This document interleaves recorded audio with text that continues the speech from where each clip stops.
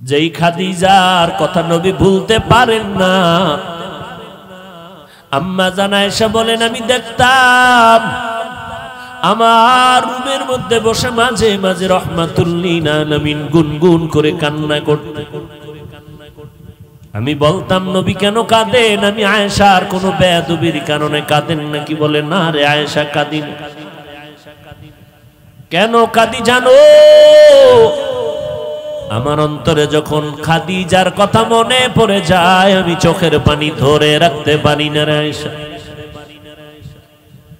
কারণ তোমারে বুঝাইতে পারবো না রে আয়েশা, তুমি আমার সুখের দিনের বিবি, আর খাদিজা আমার দুঃখের সময়ের বিবি।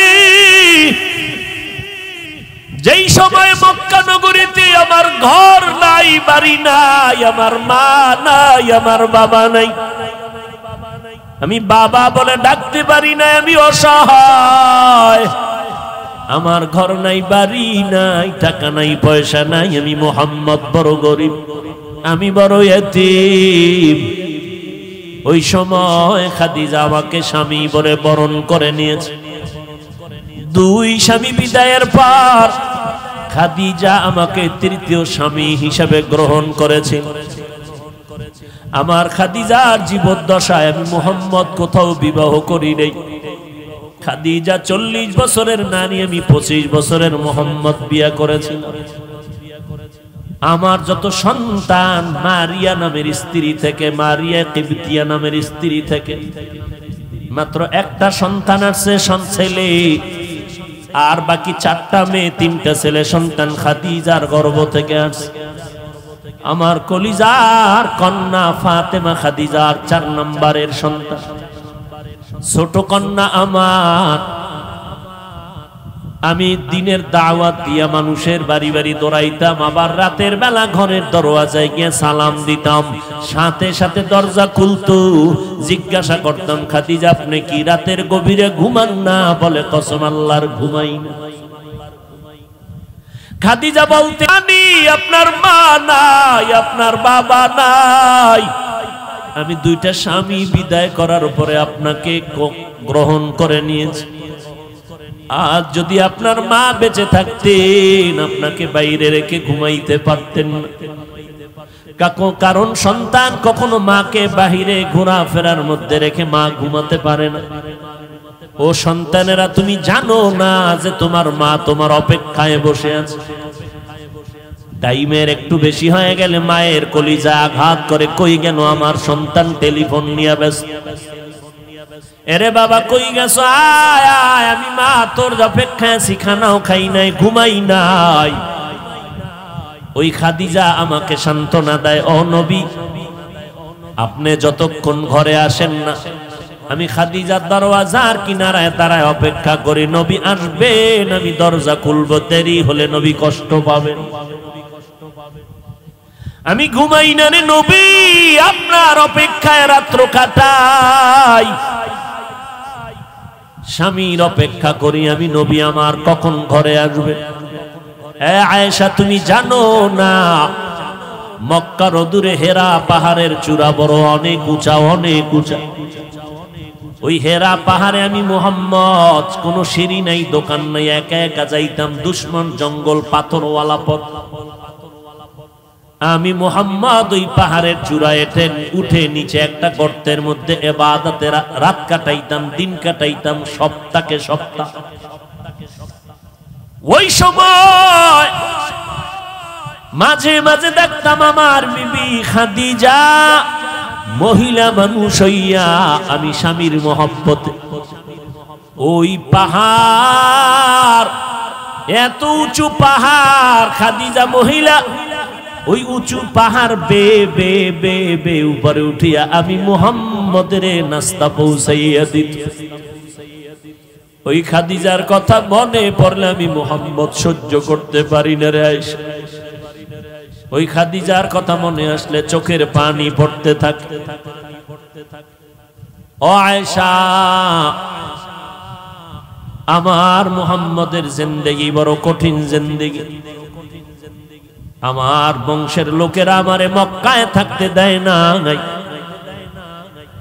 এক সময় আমাকে 2.5 বছর থেকে 3 বছর পর্যন্ত শিয়াবে আবু তালিবের মধ্যে গৃহবন্দী করে রেখেছি। আমি মুহাম্মদের পানি দেয় নাই, খানা দেয় নাই, পানির রাস্তা বন্ধ করে দিয়েছি। আমি আখিরি নবী, আমার মা নাই, আমার বাবা নাই, আমি গাছের পাতা চাবাইয়া খেয়ে খেয়ে দিন রাত্র কাটাইছি। ওই সময় খাদিজার মতো ধনী আরবে কেউ নাই, কিন্তু খাদিজা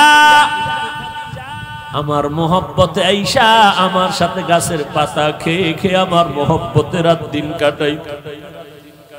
এই পর্দার আড়ালের আম্মা জান, আপনারা তো খাদিজা না, তবে খাদিজার মতো একজন নারী কই আপনার স্বামীর খেদমত? আপনি জানেন না আপনার স্বামী দিন রাত্র কত কষ্ট করে কামাই করে আপনার ঘরে পৌঁছাইয়া দেয়। আপনার স্বামী কত কষ্ট করে, খানা পায় না, ঘুম নাই। আপনি জানেন না ঘরের মধ্যে বসে আবদার করলেন আমারে শাড়ি দাও, কাপড় দাও, জামা দাও, এইটা দাও, সেইটা দাও।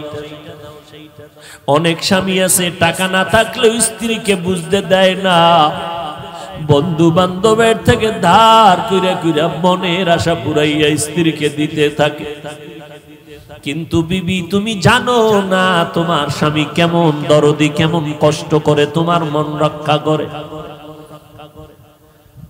ও আম্মা জান, তোমার তো দরকার ছিল 5 ওয়াক্ত নামাজ পড়ে স্বামীর জন্য দোয়া করা। হে মালিক, তুমি স্বামীকে হেফাজত করো। স্বামী রাস্তায় চলে দিন রাত্র 24 ঘন্টা কামাই রুজি করার জন্য, আমাদের মুখে হাসি ফুটানোর জন্য। আমার স্বামী ঠিক মতো খাইতেও পারে না, গোসল করতে পারে না। তুমি আমার স্বামীরে হেফাজত করিও, স্বামীরে তুমি হালাল বরকতি রিজিক দান করিও। দেখতারে মা তোমার ঘরটা বেহেশতের বাগান হয়ে যাইত। ও স্বামীর খেদমত করনেওয়ালা নারীরা, আজকে যদি মনে করতা স্বামীর কামাই রুজি এটা স্বামীর একার না, এটা তোমার। স্বামী যদি মরে যায় সব তোমার থেকে যাবে রে মা। এই চিন্তা যদি ঘরের নারীরা করত, তাহলে স্বামীর মাল স্বামীকে না জানাইয়া বন্ধু বান্ধবের পাল্লায় পরে খরচ করত না। কত আম্মা জানেরা স্বামীর টাকা পয়সা অন্য বন্ধু বান্ধবের দিয়া দেয়, স্বামী জানেও না, চুরি কইরা কইরা স্বামীরে ফকির বানাইয়া দেয়। এক সময় দেখা যায় ওই মহিলা ফকির হইয়া রাস্তায় ঘুরে। এরে আম্মা জান, আপনাদের এত সম্মান, আপনারা নবীদের মা, আলেমদের মা, হাফেজে কোরআনের মা, আউলিয়ায়ে কেরামের মা, সাহাবায়ে কেরামের মা, আপনাদের এত সম্মান। আমরা আল্লাহকে রাজি করার, নবীর মোহাব্বত নিয়ে সওয়াব বেশি কামাই করতে হলে কষ্ট আর কষ্ট, কষ্ট আর কষ্ট। রৌদ্র নাই, বৃষ্টি নাই, মসজিদে যাও নামাজ পড়তে, জুমায় যাও, জানাজায় যাও, জিহাদের ময়দানে যাও। শাহাদাতের মর্যাদা যদি পেতে চাও আম্মা জান, আপনার জানাজায় যাওয়া লাগবে না, জুমার মসজিদে যাওয়া লাগবে না, জিহাদে যাওয়া লাগবে না। মদিনার নবী বলেন, ঘরের মধ্যে থাইকা মা তুমি নামাজ পড়ো, স্বামীর মাল হেফাজত করো, সন্তানগুলো তুমি নেক আমলওয়ালা আদর্শওয়ালা বানাইয়া যাও। ওই পুরুষেরা বাইরে গিয়া যত সওয়াব পাবে আম্মা জান, ঘরের মধ্যে থেকে আল্লাহ তোমাকে সেই সওয়াব দিয়া দিবে।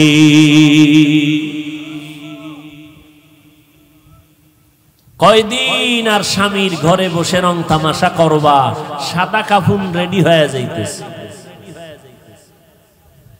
যেদিন তোমার বাড়ির দরজা আজরাইল বাঁশিতে সিগন্যাল দিয়া দিবে, কই পালাইবারে আম্মা জান, ছেলে মা মা বলে কাঁদবে আর জবানে আওয়াজ হবে না রে মা। তোমার কাপড় খুলে সবাই 5টা সাদা কাপড়ের প্যাকেট বানাইয়া যখন কবরে নিবে, বাচ্চাগুলো আম্মু আম্মু বলে চিল্লায় কাঁদবে, মা তুমি আর জবাব দিতে পারবা না। তোমার বাচ্চাগুলো এতিম, ঈদের সময় সব সন্তানেরা মা বাবাকে নিয়ে আনন্দ করবে, তোমার সন্তান আনন্দ পাবে না, কারণ ও মা হারা, ডানে বামে মাকে পাবে না। যার মা নাই, যার বাবা নাই, তাকে জিজ্ঞাসা করিয়া দেখো মা কত বড় সম্পদ, বাবা কত বড় সম্পদ। যার বাবা নাই তাকে জিজ্ঞাসা করো। বাবা বিছানায় পড়ে আছে, কোথাও যাইতে পারে না, এরপরেও সন্তানের একটা শক্তি মনে করে দুনিয়াতে একটা ঢাল আমার এখনো আছে। যার বাবা নাই মনে হয় যেন অসহায় হয়ে গেল। যার মা নাই ঘরের দিকে তাকাইয়া চোখের পানি ফেলে আর কান্না করে। এই সন্তানেরা, ওই মা বাবারে যারা পাইয়াও এখনো সম্মান করো না, মা বাবার দোয়া নিতে পারো না, এখনো পারো না, কপাল মন্দ তোমার রে বাবা। এখনো সময় আছে, যদি মা বেঁচে থাকে ঘরে যাইয়া মাকে সালাম দিও আর বলিস মা মাথায় হাত দিয়ে একটু দোয়া করে দাও, আমার মতো গুনাহগার হতভাগা কেউ নাই, না জানি আমি কবে মরে যাব, জাহান্নামী হয়ে যাব। ও মা তুমি একটু দোয়া করে দাও, কত বেয়াদবি করছি, কত কথা অমান্য করে তোমারে কাঁদাইছি, আমার কথায় মাঝে মাঝে দেখছি মা তুমি কষ্ট পাইয়া কান্না করেছো, মা তুমি আমারে মাফ করে দাও, আর কোনদিন তোমারে কষ্ট দিব না রে মা। ওই মা যদি মাথায় হাত দিয়ে দোয়া করে দেয়, আরশে আজিমে কবুল হয়ে যাবে। ও যুবকেরা, কয়দিন আর যৌবনের বাহাদুরি করবারে বাবা।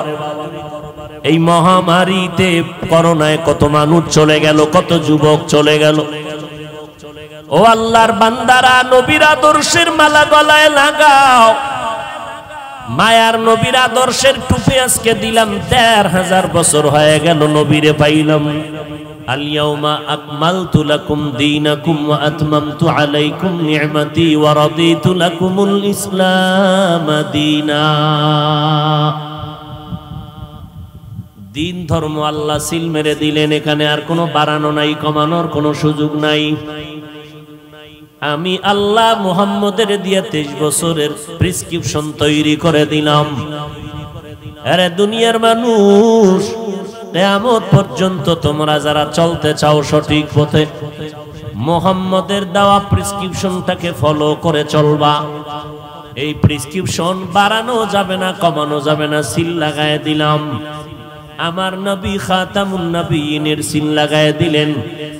নবীজির প্রেসক্রিপশন কিয়ামত পর্যন্ত চলবে। যারা ফলো করে তারা ঔষধ দিবে, তারা জান্নাতি। যারা নবীর প্রেসক্রিপশন উল্টা পাল্টা বাড়াবে কমাবে, তারা গোমরা হয়ে যাবে। তাহলে আলেমগো কাজ কি? আলেমদের কাজ হলো বাড়ানোরও সুযোগ নাই, কমানোরও সুযোগ নাই। নবীর দেওয়া 23 বছরের প্রেসক্রিপশন উম্মতের বুঝাইয়া বুঝাইয়া ঔষধ দিবে। ইলমে ইজাজু করদান বেহিসাব, খলকে রাদাদান জওয়াবে বাসওয়াব, হক না দারাত দোস্তে খলকা জারেরা, মিস্তে ই খসলত একে দিনদারেরা। মিলাদুন নবী মানে জন্ম মোবারক। বলেন নবীর জন্ম হয়েছিল কয় বছর লাগাইয়া? একবার। আমার নবীর জন্ম কিবার? জোরে বলেন। আমার নবীর মিলাদুন নবী মাত্র একবার, সোমবার রবিউল আউয়ালে জন্ম হয়েছে একদিন। নবীর মিলাদ একদিন, আর সিরাতুন নবী হলো 63 বছর। একদিন আর 63 বছরের মধ্যে যেমন ব্যবধান, মিলাদুন নবী আর সিরাতুন নবীর মধ্যে তেমন ব্যবধান। মিলাদুন নবী নবীর জন্ম মোবারকের আলোচনা করা নফল, সিরাতুন নবী নবীর আদর্শের আলোচনা করলে হবে না, পালন করা ফরজ। সিরাতুন নবী মানে কোরআন, নবীর সিরাতুন নবী হলো নামাজ। সিরাতুন নবীর অর্থ হলো রোজা রাখো, সিরাতুন নবী অর্থ হলো পর্দা করো। এগুলো নফল না ফরজ? নফলি আর ফরজের মধ্যে যেই ব্যবধান, মিলাদুন নবী আর সিরাতুন নবীর মধ্যে সেই ব্যবধান। মিলাদুন নবীর আলোচনা নফল, সিরাতুন নবীর আলোচনা হলো ফরজ। আলোচনা না পালন করা ফরজ। এরে নবীর আশিক, নবীজির সিরাতুন নবী, নবীর আদর্শ। আম্মা জান আয়েশা রাদিয়াল্লাহু আনহার দরবারে বড় বড় কয়েকজন সাহাবায়ে কেরাম প্রশ্ন করলেন, আম্মা জান আয়েশা, নবীজির আদর্শ সম্পর্কে আমাদের বয়ান করেন। আম্মা জান আয়েশা রাদিয়াল্লাহু আনহা 6 বছরে নবীর সাথে বিয়া, 9 বছরে নবীর ঘরে আসলেন। 18 বছর যখন আম্মা জানের বয়স, তখন আমার নবী বিদায় নিয়ে গেলেন। হিসাবটা বুঝে থাকলে বলেন, নবীর সাথে ঘর করলেন কয় বছর? 10 বছর, মাত্র 9 বছর। এই 9 বছরে আম্মা জান নবীজির বরকত এতটাই পাইলেন, প্রায় 2000-এর উপরে হাদিস আম্মা জান মুখস্থ করে ফেললেন। সাহাবায়ে কেরামদের মধ্যে বড় বড় বড় বড় ইলমওয়ালা যারা, কঠিন কোন সমস্যায় যদি পড়ে যাইতেন, সমাধানের জন্য আম্মা জান আয়েশার দরবারে যাইতেন। আম্মা জান আয়েশা এমন সমাধান দিতেন, সাহাবায়ে কেরামদের মাঝে কোনো বিরোধ আর থাকতো না। আম্মা জান আয়েশা রাদিয়াল্লাহু আনহাকে উল্লেখযোগ্য সাহাবায়ে কেরাম প্রশ্ন করলেন, আম্মা জান নবীর আদর্শের বয়ান করেন। আম্মা জান উল্টা প্রশ্ন করলেন, আফাতাকরাউনাল কুরআন, সাহাবায়ে কেরাম আপনারা কি কোরআন তেলাওয়াত করেন না? ক্বালু বালা, তারা বললেন হ্যাঁ আমরা কোরআন তেলাওয়াত করি। আম্মা জান আয়েশা রাদিয়াল্লাহু আনহা বললেন, কানা খুলুকুহুল কুরআন, কোরআন শরীফ যা মুহাম্মদের আদর্শই হলো তা। আরো জোরে বলেন সুবহানাল্লাহ। একবার সুবহানাল্লাহ বললেন, দাম আছে না নাই? জান্নাতের মধ্যে বিশাল একটা গাছ হয়ে গেল। এত বিশাল একটা ফলের গাছ, দ্রুতগামী বাহন যদি দৌড়ায় 500 বছর দৌড়াইয়াও গাছের ছায়া শেষ করতে পারবে না। গর্তাওয়াকুল মিকুনি হার সবহশাম মেরা সানাদ রিজকে তু আজলা মাকাম। আল্লাহর উপরে ভরসা করে বান্দা চলো, আল্লাহই যথেষ্ট হয়ে যাবে, কোনো পেরেশানি নাই। আম্মা জান আয়েশা বললেন, নবীর আদর্শই হলো কোরআন। এজন্য মুফাসসিরিনে কেরাম বলেন, রব্বুল আলামিন জমিনের মধ্যে 2টা কোরআন নাজিল করেছেন। জোরে বলেন কয়টা? এক কোরআন হলো থিওরিক্যাল কোরআন, আর একটা কোরআন হলো প্র্যাকটিক্যাল কোরআন। থিওরিক্যাল কোরআন আমাদের হাতে এখনো আছে, প্র্যাকটিক্যাল কোরআন রবিউল আউয়ালে বিদায় নিয়েছে। রাহমাতুল লিল আলামিন প্র্যাকটিক্যাল কোরআন, আর আমরা যে কোরআন তেলাওয়াত করি এটা হলো থিওরিক্যাল কোরআন। আম্মা জান আয়েশা বললেন, নবীর আদর্শ যদি দেখতে চাও কোরআনের দিকে নজর দাও। কোরআন এমন দামি, আমার রাসূল তেমন দামি। আল্লাহ বলেন, কোরআন আমি যেমন হেফাজতের জিম্মাদারি নিয়েছি, আমার বন্ধু মুহাম্মদেরও আমি আল্লাহ জিম্মাদারি নিয়েছি হেফাজতের। ওয়াল্লাহু ইয়াসিমুকা মিনান নাস।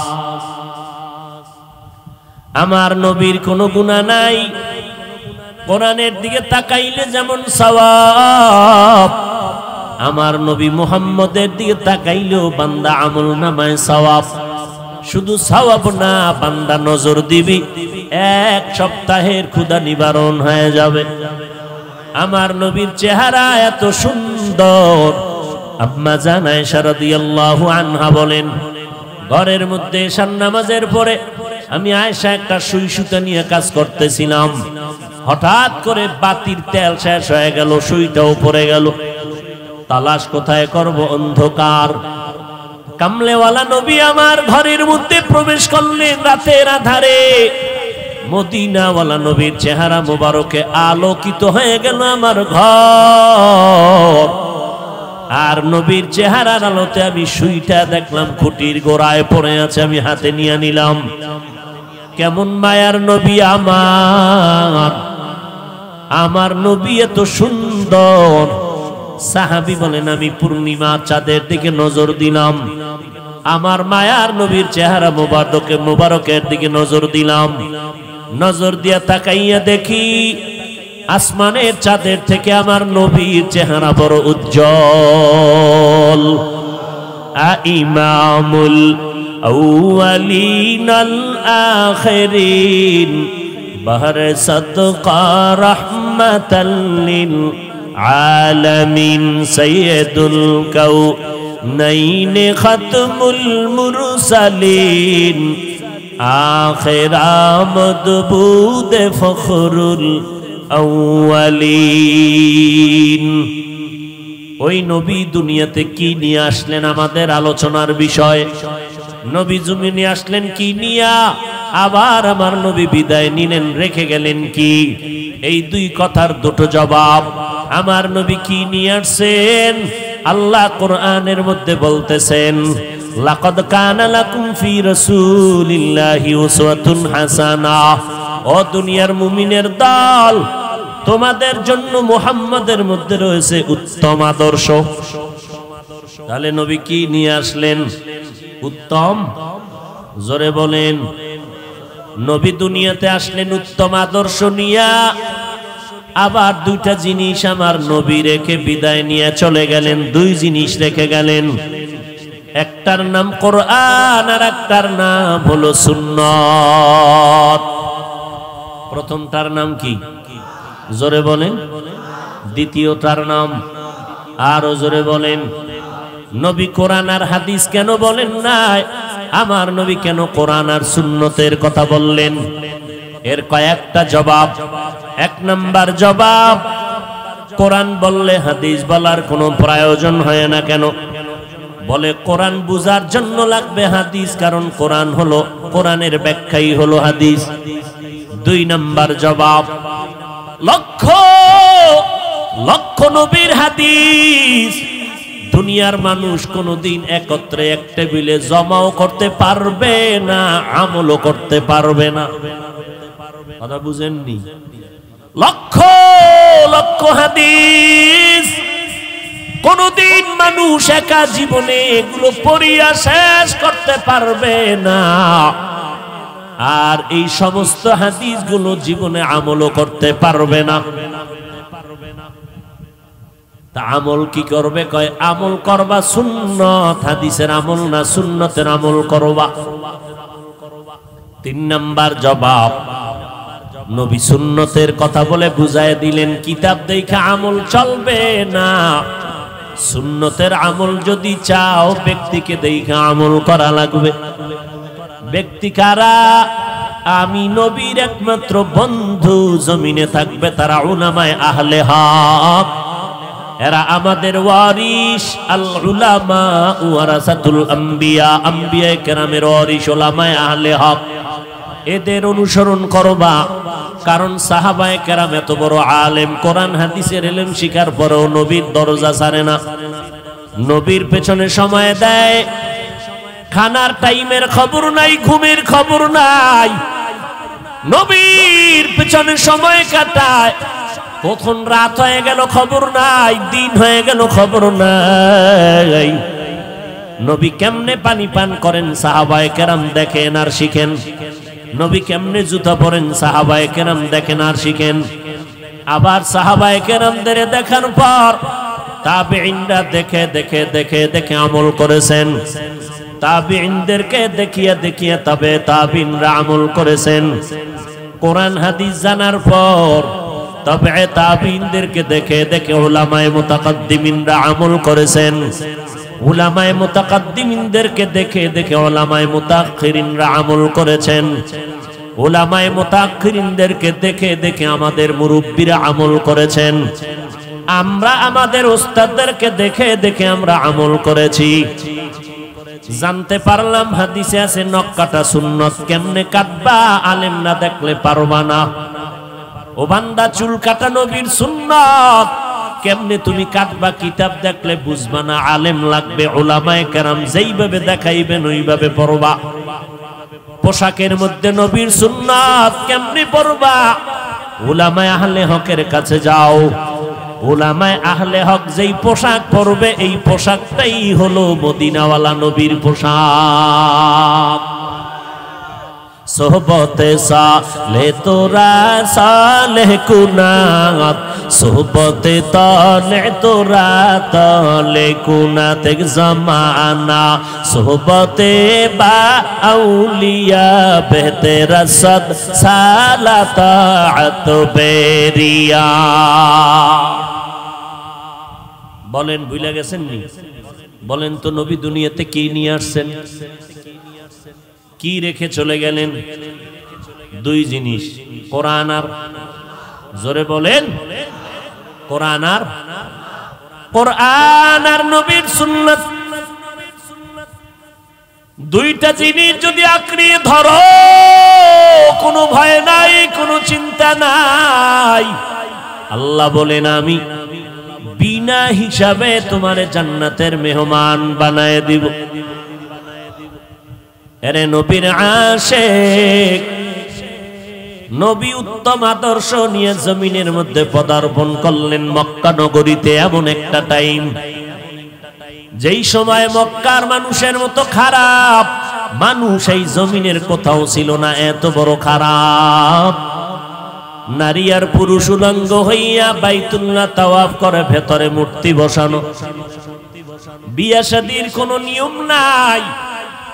যুবক যুবতী অবাধে চলাফেরা করে, যখন তখন জিনায় লিপ্ত হয়ে যায়, কোনো বাধা নাই। ওই সময়ের মতো খারাপ জমিনের মধ্যে আর কোথাও এত খারাপ মানুষ ছিল না। আল্লাহ বলেন ওই খারাপ সৃষ্টির নিকৃষ্ট খারাপ মানুষগুলোকে ভালো বানানোর জন্য আমি একজন শ্রেষ্ঠ ডাক্তার বানাইয়া আমার বন্ধুরে মক্কা নগরীতে পাঠায় দিলাম। আমার নবী এমন শ্রেষ্ঠ নবী হইয়া সৃষ্টির শ্রেষ্ঠ ডাক্তার, এমন ঔষধ দিলেন আমার নবী। মক্কার বর্বর জাহেল মূর্খ মানুষ আমার নবীর যখন ঔষধ গ্রহণ করলো, তারা এত স্বর্ণের মানুষে পরিণত হয়ে গেল। এখন আর তারা খারাপ নাই। আল্লাহ কয় নবী আপনার সোহবতে গিয়া এরা এত ভালো হয়ে গেল, আপনি জানায় দেন আমি দুনিয়াতেই জান্নাতের টিকিট দিয়ে দিলাম।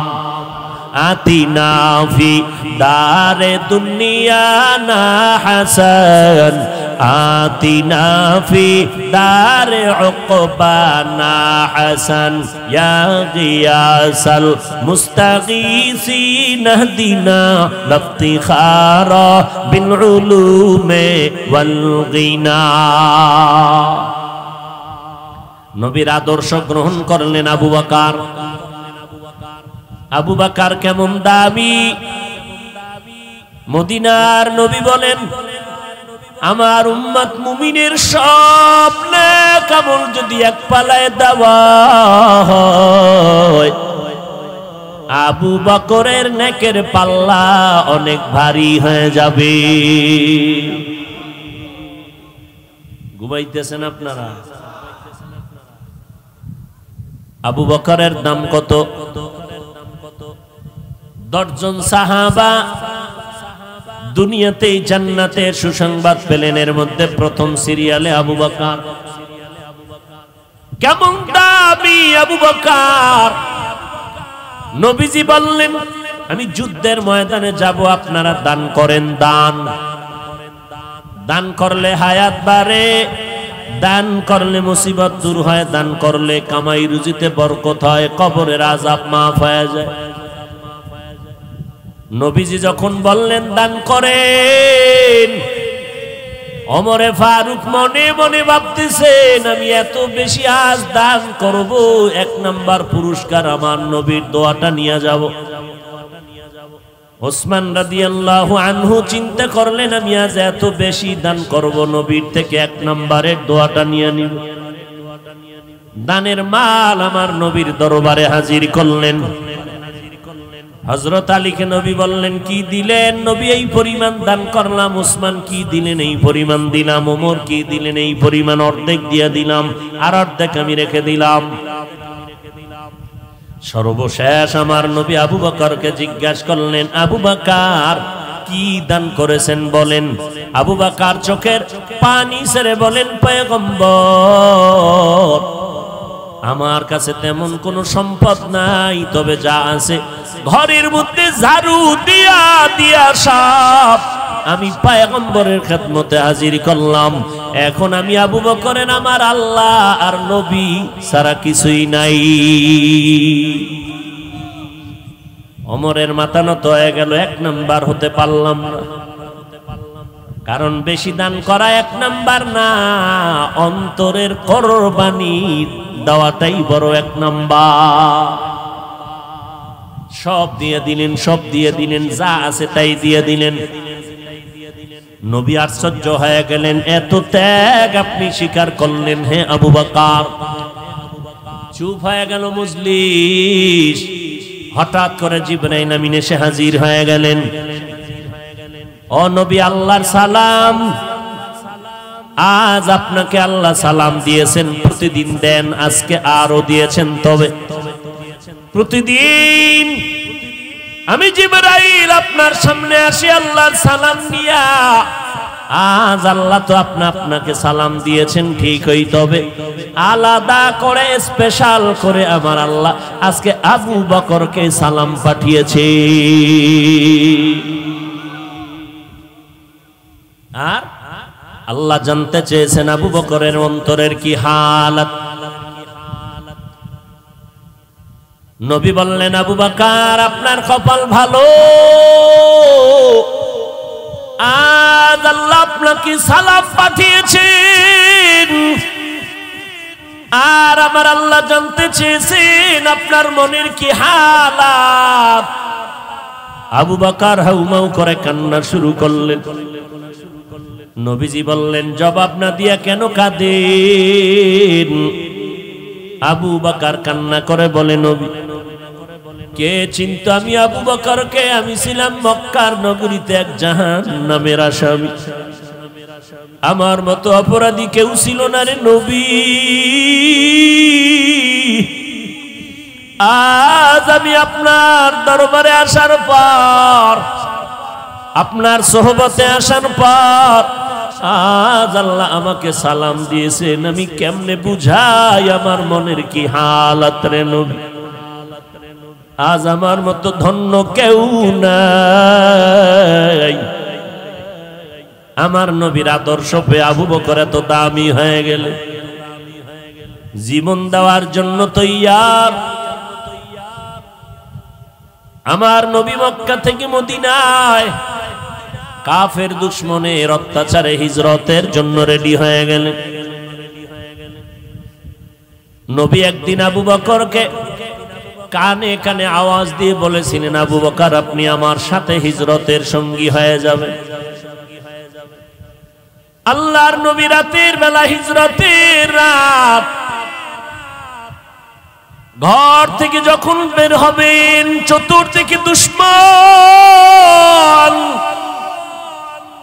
কারণ আমার নবীর জমিনের মধ্যে এক ছায়া ছিল, মা খাদিজা রাদিয়াল্লাহু আনহা। যেই খাদিজার কথা নবী ভুলতে পারেন না।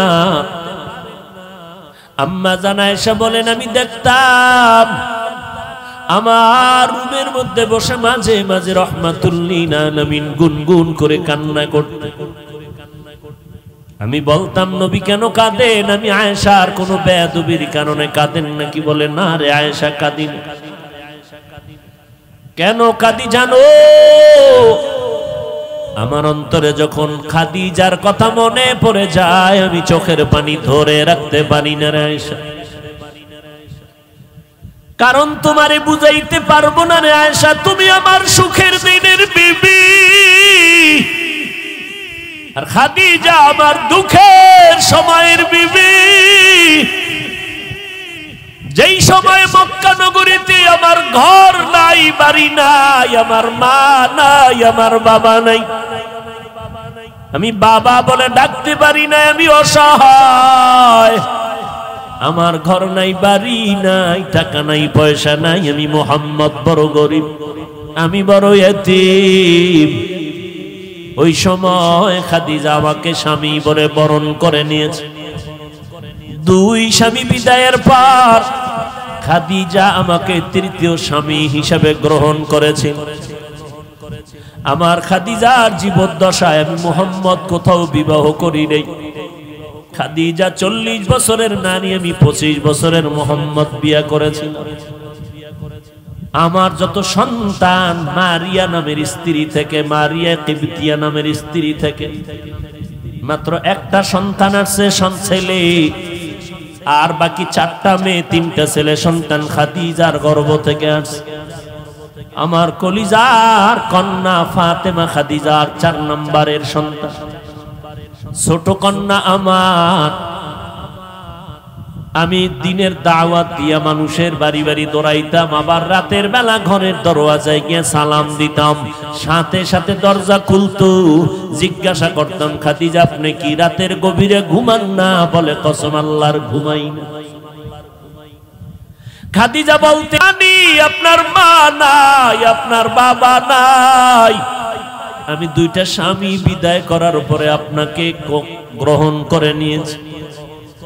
আজ যদি আপনার মা বেঁচে থাকতেন আপনাকে বাইরে রেখে ঘুমাইতে পারতেন না। কারণ সন্তান কখনো মাকে বাহিরে ঘোরাফেরার মধ্যে রেখে মা ঘুমাতে পারে না। ও সন্তানেরা, তুমি জানো না যে তোমার মা তোমার অপেক্ষায় বসে আছে। টাইমের একটু বেশি হয়ে গেলে মায়ের কলিজা আঘাত করে, কই গেল আমার সন্তান? টেলিফোন নিয়ে ব্যস্ত। এরে বাবা কই গেছো? আয় আয়, আমি মা তোর অপেক্ষায় আছি, খানাও খাই নাই, ঘুমাই নাই। ওই খাদিজা আমাকে সান্ত্বনা দেয়, ও নবী আপনি যতক্ষণ ঘরে আসেন না আমি খাদিজার দরওয়াজার কিনারায় দাঁড়ায় অপেক্ষা করি, নবী আসবেন, আমি দরজা খুলবো, দেরি হলে নবী কষ্ট পাবেন। আমি ঘুমাই না রে নবী, আপনার অপেক্ষায় রাত্র কাটাই, স্বামীর অপেক্ষা করি আমি, নবী আমার কখন ঘরে আসবে। আয়েশা তুমি জানো না মক্কার অদূরে হেরা পাহাড়ের চূড়া বড় অনেক উঁচা, অনেক উঁচা। ওই হেরা পাহাড়ে আমি মুহাম্মদ, কোনো সিঁড়ি নাই, দোকান নাই, একা একা যাইতাম, দুশ্মন জঙ্গল, পাথরওয়ালা পথ।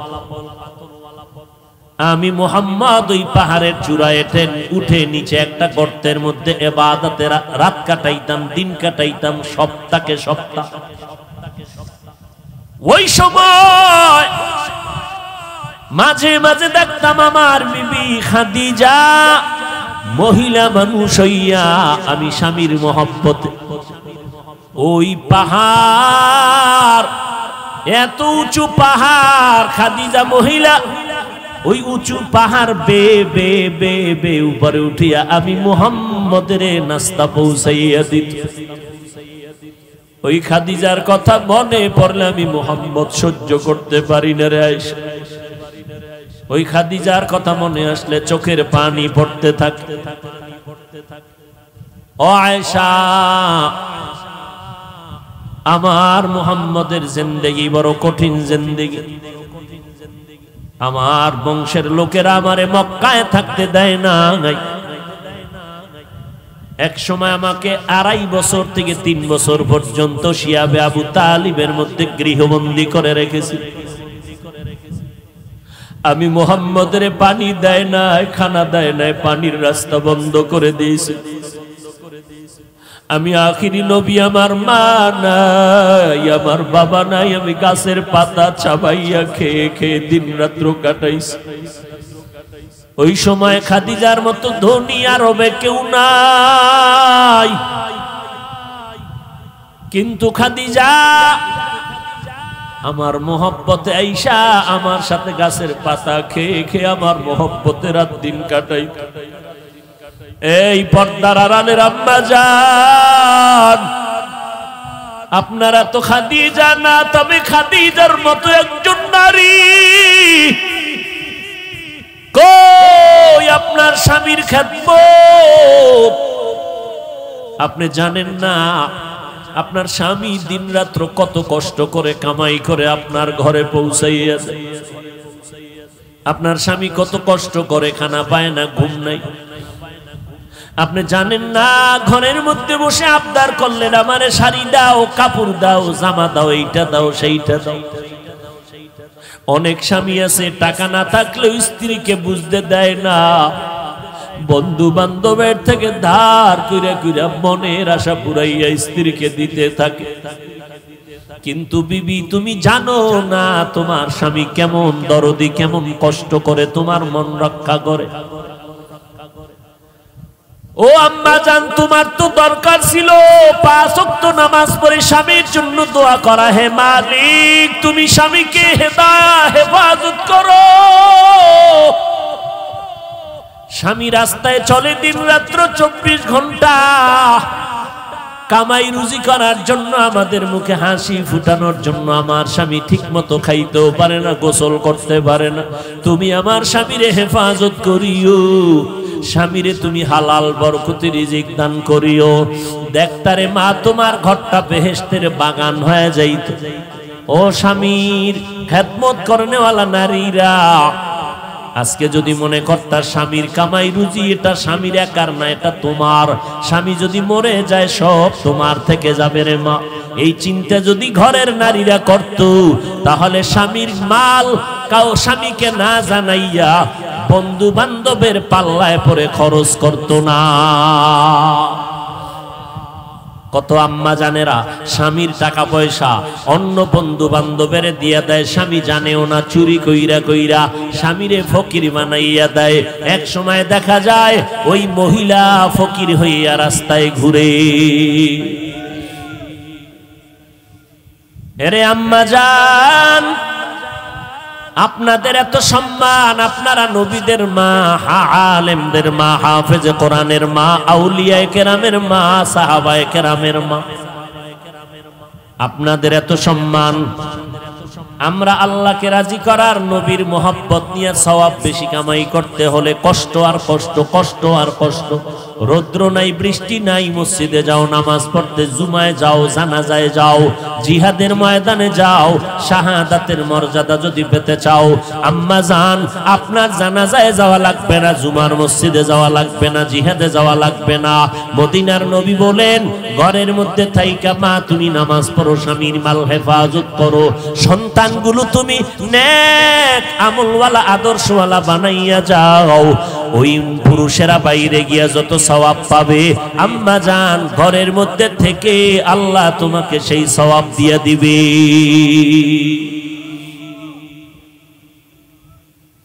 কয়দিন আর স্বামীর ঘরে বসে রং তামাশা করবা, সাদা কাফন রেডি হয়ে যাইতেছে। যেদিন তোমার বাড়ির দরজা আজরাইল বাঁশিতে সিগন্যাল দিয়া দিবে, কই পালাইবারে আম্মা জান। ছেলে মা মা বলে কাঁদবে, আর জবানে আওয়াজ হবে না রে মা। তোমার কাপড় খুলে সবাই 5টা সাদা কাপড়ের প্যাকেট বানাইয়া যখন কবরে নিবে, বাচ্চাগুলো আম্মু আম্মু বলে চিল্লায় কাঁদবে, মা তুমি আর জবাব দিতে পারবা না। তোমার বাচ্চাগুলো এতিম। ঈদের সময় সব সন্তানেরা মা বাবাকে নিয়ে আনন্দ করবে, তোমার সন্তান আনন্দ পাবে না, কারণ ও মা হারা, ডানে বামে মাকে পাবে না। যার মা নাই, যার বাবা নাই, তাকে জিজ্ঞাসা করিয়া দেখো মা কত বড় সম্পদ, বাবা কত বড় সম্পদ। যার বাবা নাই তাকে জিজ্ঞাসা করো। বাবা বিছানায় পড়ে আছে, কোথাও যাইতে পারে না, এরপরেও সন্তানের একটা শক্তি মনে করে দুনিয়াতে একটা ঢাল আমার এখনো আছে। যার বাবা নাই মনে হয় যেন অসহায় হয়ে গেল, যার মা নাই ঘরের দিকে তাকাইয়া চোখের পানি ফেলে আর কান্না করে। এই সন্তানেরা, ওই মা বাবারে যারা পাইয়াও এখনো সম্মান করো না, মা বাবার দোয়া নিতে পারো না, এখনো পারো না, কপাল মন্দ তোমার রে বাবা। এখনো সময় আছে, যদি মা বেঁচে থাকে ঘরে যাইয়া মাকে সালাম দিও আর বলিস মা মাথায় হাত দিয়ে একটু দোয়া করে দাও, আমার মতো গুনাহগার হতভাগা কেউ নাই, না জানি আমি কবে মরে যাব, জাহান্নামী হয়ে যাব। ও মা তুমি একটু দোয়া করে দাও, কত বেয়াদবি করছি, কত কথা অমান্য করে তোমারে কাঁদাইছি, আমার কথায় মাঝে মাঝে দেখছি মা তুমি কষ্ট পাইয়া কান্না করেছো, মা তুমি আমারে মাফ করে দাও, আর কোনদিন তোমারে কষ্ট দিব না রে মা। ওই মা যদি মাথায় হাত দিয়ে দোয়া করে দেয় আরশে আজিমে কবুল হয়ে যাবে। ও যুবকেরা, কয়দিন আর যৌবনের বাহাদুরি করবারে বাবা। এই মহামারীতে করোনায় কত মানুষ চলে গেল, কত যুবক চলে গেল। ও আল্লাহর বান্দারা, নবীর আদর্শের মালা গলায় লাগাও। মায়ার নবীর আদর্শের টুপি আজকে দিলাম, ১৩,০০০ বছর হয়ে গেল নবীরে পাইলাম, কিন্তু নবীর আদর্শের টুপি আর দাড়ি আর কোরআন পড়ার কারণে আজ আল্লাহ কত সম্মানের চেয়ারে বসাইছে। আমার নিজের বাহাদুরি না, পয়গম্বরের আদর্শের বরকত আর কিছুই না। ও যুবক, পাও দুইটা যদি আগাইয়া দাও, আমি পায়ে হাত রেখে বলবো কয়দিন আর বাহাদুরি করবা। আমি তোমাকে এই কথা বলি না তুমি আমার মতো হুজুর হও, পাগড়ি বাঁধো, মাদ্রাসায় আসো, স্কুল ছেড়ে দাও, না, একবারও না। বরং আমি এই রবিউল আউয়ালে নবীর আদর্শের বয়ান করতে গিয়ে তোমাকে পায়ে ধরে অনুরোধ করব, স্কুলে যারা পড়ো লেখাপড়া বন্ধ করবা না, কলেজে যারা পড়ো লেখাপড়া বন্ধ করবা না, কারণ আমার মাদ্রাসায় তোমার আসার প্রয়োজন নাই, কারণ আমার মাদ্রাসায় আলেম ওলামা মুফতি মুহাদ্দিস ছাত্রর অভাব নাই, ভালো ভালো ছাত্র এখনো আছে, অভাব নাই। কিন্তু আমার সোনার বাংলাদেশে মুসলমান আদর্শওয়ালা ডাক্তারের বড় অভাব, মুসলমান আদর্শওয়ালা ইঞ্জিনিয়ারের বড় অভাব, মুসলমান আদর্শবান ডাক্তারের অভাব, প্রফেসরের অভাব, মুসলমান আদর্শবান সাংবাদিকের অভাব, এমপি মন্ত্রীর অভাব, মুসলমান আদর্শবান ওসি এসপিডিসির বড় অভাব। ওখানে লেখাপড়া কইরা বাবা আদর্শবান ডাক্তার হও, আদর্শবান ইঞ্জিনিয়ার হও। আজকে যদি থানায় থানায় আদর্শবান ওসি থাকে, আজকে যদি জেলায় এসপিডিসি আদর্শবান মুসলমান থাকে, আমাদের কোরআনের বয়ান করতে কোনো পেরেশানি লাগবে না।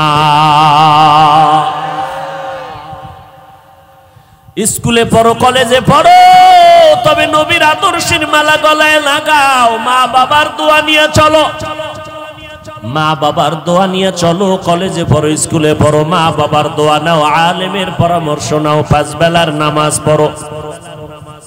যদি পেছনে অন্যায় করে থাকো একটু তওবা করে নাও, আর নামাজ ছাড়বা না, বেপরদায় চলবা না।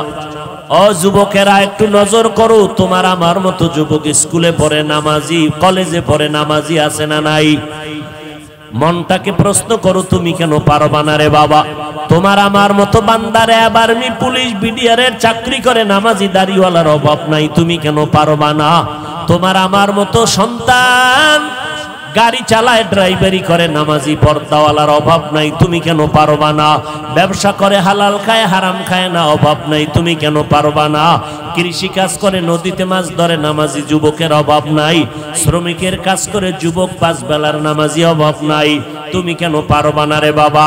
আজকে তুমি টুপি পরো না, নামাজ পড়ো না, পায়ে দরিয়া দরিয়া বলার পরেও তুমি দাঁড়িয়ে রাখতে চাও না। ও বাবা রে, আজকে আমিও যদি তোমার মতো স্বাধীনতা ভাইবা যদি প্যান্ট শার্ট টাই লাগাইয়া সমাজে মাস্তানি করতাম, কেউ বাধা দিত না।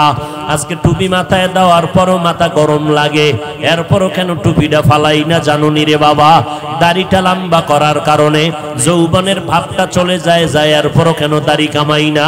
লম্বা জামা পরার কারণে শরীর গরম লাগে, এরপরও কেন ফালাই না? কত মানুষ কওমি মাদ্রাসায় পড়ার কারণে গালি দেয়, বাজে কথা বলে, এরপরও কেন এই রাস্তা থেকে পেছনে যাই না? একটাই মাত্র কারণ, আল্লাহর কোরআন পড়ে দেখলাম, নবীর হাদিস পড়ে দেখলাম, একটা কথাও ভেতরে মিথ্যা নাই। কত বড় বড় বেঈমানেরা কোরআনের ভুল বের করতে গিয়া কালেমা পড়ে মুসলমান হয়ে গেল। লক্ষ লক্ষ নবীরা মিথ্যা কথা বলেন নাই, লক্ষ লক্ষ সাহাবায়ে কেরাম মিথ্যা কথা বলেন নাই, লক্ষ লক্ষ তাবিন তবে তাবিনরা মিথ্যা কথা বলেন নাই, কোটি কোটি আলেম ওলামারা মিথ্যা কথা বলতে পারেন না। অতএব নবীর কথা সত্য, কোরআনের কথা সত্য। কারা দুনিয়াতে গুনার কারণে কি শাস্তি হবে, জান্নাতের বয়ান কোরআনে আছে, হাদিসে আছে, জাহান্নামেরও বয়ান আছে। জান্নাতে কারা যাবে, জাহান্নামে কারা যাবে আল্লাহ তাও বলেছেন। গুনাহ যারা করবে তাদের জন্য জাহান্নাম, নেক আমল যারা করবে তাদের জন্য জান্নাত। ইন্নাল আবরারা লাফি নাঈম ওয়া ইন্নাল ফুজ্জারা লাফি জাহিম। নেক আমলওয়ালারা জান্নাতে যাবে, গুনাহ যারা করবে তারা জাহান্নামে যাবে। গালি দেওয়া গুনার কাজ, মিথ্যা বলা গুনার কাজ, সুদ খাওয়া গুনার কাজ, অন্যের হক নষ্ট করা গুনাহের কাজ, অন্যের ইজ্জতের উপর আক্রমণ করা গুনাহের কাজ, মানুষের সম্পদ চুরি করা গুনাহের কাজ, ডাকাতি করা গুনাহের কাজ, মা বাবার সাথে বেয়াদবি গুনাহের কাজ, আলেম ওলামা মুরব্বীদের সাথে বেয়াদবি করা গুনাহের কাজ। এই রকম গুনাহ করে করে যারা কবরের দিকে রওনা হবে, আল্লাহ কয় আমি একটা ডাক দিলাম তওবার জন্য, তওবা করো, আমি মুহূর্তের মধ্যে তোমার জীবনের সব গুনাহ তওবার বিনিময়ে মাফ করে দিব। ও আল্লাহর বান্দারা, আজকে আমি বক্তা হইয়া চেয়ারে বসছি, তোমরা শ্রোতা হইয়া মাঠে বয়ান শুনো। কিন্তু জানোনি আজকে তুমি ডাক্তার হইয়া চেম্বার করো, আমি রোগী হইয়া তোমার কাছে 500 টাকা 1000 টাকা ভিজিট দিয়া চিকিৎসা নেই। কিন্তু জানোনি রে বাবা, তোমার চেয়ার আর আমার চেয়ারের দাম কত? যেদিন আজরাইল আইসা ডাক দিবে, ওই দিন কিন্তু দেখা যাবে আমার চেয়ারের কোনো দাম নাই, তোমার চেয়ারের কোনো দাম নাই। আমি বক্তা, তুমি শ্রোতা, সবার মরণকালে 3টা সাদা কাফন, কারো জন্য আলাদা কিছু ব্যবস্থা করা হবে না। কবরের সাইজও হবে এক, সাদা কাফনের প্যাকেট বানাইয়া ওই কবরের মধ্যে রেখে যখন পাড়াইয়া মাটি দিয়া বাঁশ বাগানে রেখে সব যখন বিদায় হয়ে যাবে, ও বাবা, কে পীর, কে বক্তা, কে শ্রোতা, কে আলেম, কে মূর্খ, কে ধনী, কে গরিব, কোনো ভেদাভেদ নাই। সাদা কাপনের প্যাকেটে পেঁচাইয়া কবরে রাখার পর সবাই যখন বিদায় নিবে, ওই কবরে 2 জন ফেরেশতা প্রশ্ন করবে 3টা। আমাকেও যেই প্রশ্ন, আপনাদেরও সেই প্রশ্ন করবে। রবের পরিচয় দাও, ধর্মের পরিচয় দাও, রাহমাতুল লিল আলামিনের পরিচয় দাও। এই 3টা প্রশ্নের জবাব যারা দিতে পারবে, পয়গম্বর বলেন, ও উম্মতেরা, তাদের জন্য কবর হবে জান্নাতের বাগান। আল্লাহ ডেকে বলবেন, ও কবরের ফেরেশতা, ওই বান্দার জন্য জান্নাতের দরজা খুলে দাও, জান্নাতের বিছানাটা দাও, জাহান্নামের দরজা বন্ধ করে দাও। আমার বান্দার 3.5 হাত কবরটা বড় বালাখানা বানাইয়া দাও। আমার বান্দা এখন জান্নাতের হাওয়া বাতাসে নাজ নেয়ামতের ঘেরান নিয়া জান্নাতের বিছানায় ঘুমাবে, কিয়ামত পর্যন্ত বান্দা আরাম করবে। আল্লাহর নবী বলেন, উম্মতের দল যারা গুনাহগার হইয়া কবরে যাবে, রবের গোলামি করবে না, আল্লাহর কবরে যাওয়ার পরে বান্দা একটা প্রশ্নের জবাব দিতে পারবে না। সুন্নতের আমল করে নাই, আলেম ওলামারা বয়ান করে পায়ে ধরে নামাজের দাওয়াত দিত, নামাজ পড়ে নাই। আল্লাহর নবী বলেন, কবরে যাওয়ার পর একটা প্রশ্নের জবাব তারা দিতে পারবে না। আল্লাহ তাআলা রাগান্বিত হইয়া কুদরতের আওয়াজ দিয়া বলবেন, ও কবরের ফেরেশতা, এই বেঈমান আর নাফরমানের কোনো সময় সুযোগ দিও না। আমি দুনিয়াতে কম সুযোগ দেই নাই। দুনিয়াতে আমার দেওয়া সূর্যের আলো, চাঁদের আলো, পানি বাতাস ভোগ করিয়া, আমার দেওয়া নদীর মাছ খাইলো, গাছের ফল খাইলো, জমিনের ফসল খাইয়া এত বড় নিমক হারাম, একবারও আলহামদুলিল্লাহ বলে শুকর আদায় করে নাই। ওলামায়ে কেরাম দাওয়াত দিত, পায়ে ধরে ধরে নামাজের বয়ান করত, নামাজ পড়ে নাই। এখন আর সময় দিও না। এই গুনাহগারের কবরে জাহান্নামের আগুনের বিছানাটা দিয়া দাও, জাহান্নামের সাথে রাস্তা বানাইয়া দাও। ওই অন্ধকার কবরে জাহান্নামের আগুন একটা না দুইটা না 99টা সাপ কবরের মধ্যে এসে পড়ে যাবে রে বাবা। ও যুবকেরা, একটা বেতের বাড়ি সহ্য করতে পারো না, একটা মশার কামড় সহ্য করতে পারো না। একটু চিন্তা করো, গুনাহগার হইয়া যদি কবরে যাও, ওই কবরে কেমনে মাটির চাপ সহ্য করবা? আল্লাহ বলবেন, রে কবরের মাটি, এই নাফরমানকে জোরে জোরে দুই পার্শ্বের থেকে জোরে জোরে চাপ দাও। এত জোরে চাপ দিবে পাজরের হাড়গুলো চুরমার হয়ে যাবে। এত জোরে ওই কবরের গুনাহগারেরা চিল্লাইতে থাকবে। কুকুর, ভেড়া, বকরি, গরু, সকল পশু পাখিরা আওয়াজ, কবরের আওয়াজ শুনবে। কবরের হালাত দেখবে মানুষ আর জিনেরা, কবরের অবস্থা দেখবে না। এরে নবীর উম্মতের দল, কবরের আযাব বিশ্বাস করো না রে ভাই। কত কবরে আগুন দেখা যায়, কত কবরে ধোঁয়া দেখা যায়, আবার কত কবরের লাশ তাজা পাওয়া যায়।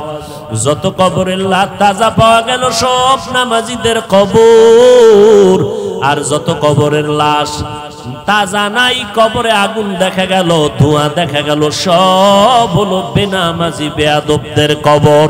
ও আল্লাহর বান্দারা, ওই মরণের আগে আল্লাহর কাছে তওবা করে নাও। পিছনে শয়তানের ধোকায় পড়ে অন্যায় করেছি, আমার অন্যায়ের কারণে, গুনাহের কারণে, আমার হাত না পাক, চোখ না পাক, অন্তর না পাক, আমার জিহ্বা না পাক। ও আল্লাহ, আমার অন্যায়ের খবর আমার মা বাবা ভাই বোন কেউ জানে না রে আল্লাহ, আপনি জানেন। আল্লাহ বলে, আমি জানার পর রাগ করে পানিও বন্ধ করি নাই, বাতাস খানা বন্ধ করি নাই। এখনো যদি তওবা করতে পারো, আমি তোর জীবনের সব গুনাহগুলো মাফ করে দিব। এরে এলাকার মুসলমান, আল্লাহর দরবারে অন্তর দিয়ে আল্লাহকে ডাকেন আর মনে মনে বলেন, হে আল্লাহ, এই ময়দানে আমার মতো গুনাহগার কেউ নাই। সাহাবায়ে কেরামরা জান্নাতের টিকিট পাইয়াও যদি কান্না করেন কবরের ভয়ে, আমার তো কোনো উপায় নাই, ওই অন্ধকার কবরে আমি একা একা কেমন করে থাকব? যেই কবরে মাটি আর মাটি, কোনো বাতি নাই, অন্ধকার। ও আল্লাহ, গুনাহ নিয়ে কবরে যাব না। আজকে যদি আমাকে ছোট একটা রুমে আটকাইয়া, ভেতরে আটকাইয়া, বাহির দিয়ে তালা দিয়ে কয় রাতের বেলা ঘুমা, আমি দরজা ভেঙ্গে ফেলবো আর চিল্লাবো, একা এই ছোট রুমে আমি ভয় পাই, ঘুমাইতে পারবো না। ও যুবকেরা, চিন্তা করো, ওই অন্ধকার কবর আরো কঠিন অন্ধকার হয়ে যাবে। কেমনে তুমি কবরে থাকবা? যদি গুনাহগার হয়ে যাও তো কবরে উপায় নাই। আল্লাহর কাছে তওবা করে নাও। দুই ফোঁটা চোখের পানি ছেড়ে দিলটাকে নরম করে আমার আল্লাহর কাছে বলতে থাকো, আল্লাহ, আজকে থেকে নামাজ ছাড়বো না, বেপরদায় চলবো না, মা বাবাকে কষ্ট দিব না, ওলামায়ে কেরামের পরামর্শ নিয়ে আমল করব, দেশ ও জাতির বিরুদ্ধে কোনো ষড়যন্ত্রে লিপ্ত হব না। অন্তরে যদি তওবা করার নিয়ত হয়, মুনাফিকি যদি না থাকে, দুর্বলতা না থাকে, খাঁটি তওবা করার যাদের নিয়ত অন্তরে আছে, পাঁচ বেলার নামাজ ছাড়বো না, নামাজ ছাড়বো না, মা বাবার সাথে বেয়াদবি করব না, উলামায়ে কেরামের সাথে কখনো বেয়াদবি করব না, দেশ ও জাতির বিরোধিতা করব না, নবীর তরিকা মতে চলবো, সুন্নতের আমল করব, নামাজ পড়ব, দাড়িটা লম্বা করব, পর্দায় চলবো। তওবা করার যদি নিয়ত হয়, খাঁটি অন্তরে যদি নিয়তের অন্তরে তওবার নিয়ত থাকে, আমার আল্লাহকে দুটো হাত তওবার নিয়তে দেখাইয়া দাও। আয় আল্লাহ, আমাদের হাতগুলো কবুল করে নেন, তওবা কবুল করে নেন, তওবার উপরে মজবুত হইয়া চলার মতো তৌফিক দান করেন, আমিন। আলহামদুলিল্লাহি রাব্বিল আলামিন, والصلاة والسلام على سيد الأنبياء والمرسلين وعلى آله وأصحابه أجمعين يا أرحم الراحمين يا أرحم الراحمين.